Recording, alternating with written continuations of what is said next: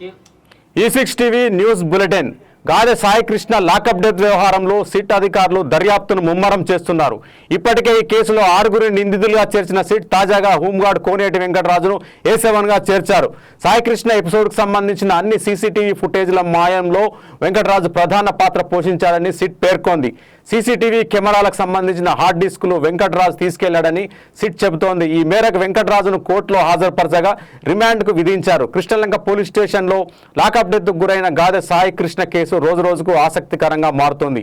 ఈ కేసులో తాజాగా కృష్ణలంక స్టేషన్లో హోంగార్డుగా పనిచేస్తున్న వెంకటరాజును సిట్ అధికారులు అరెస్ట్ చేశారు.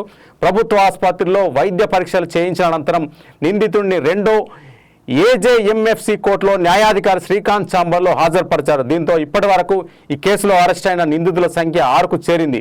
హోంగార్డ్ కోనేటి వెంకటరాజును A7గా సిట్ అధికారులు చేర్చారు. వెంకటరాజు మిగిలిన నిందితులతో కలిసి నేరపూరిత కుట్రలో భాగస్వామి అయ్యాడని రుజువైంది. ముఖ్యంగా కృష్ణలంక పోలీస్ స్టేషన్ సీసీటీవీ కెమెరాల హార్డ్ డిస్క్లను మాయం చేశాడనే విషయం విచారణలో అంగీకరించినట్లు సిట్ అధికారులు తెలిపారు.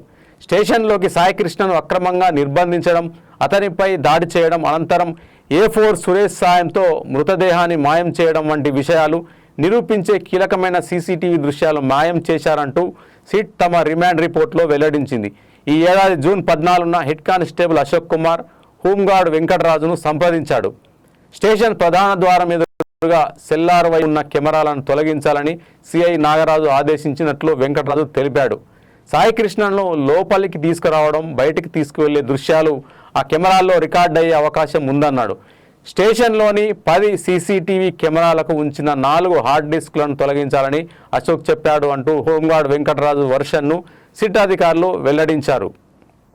ఇవి E6 టీవీ బులెటిన్ న్యూస్. మరిన్ని తాజా వార్తలతో మరో బులెటిన్లో కలుద్దాం.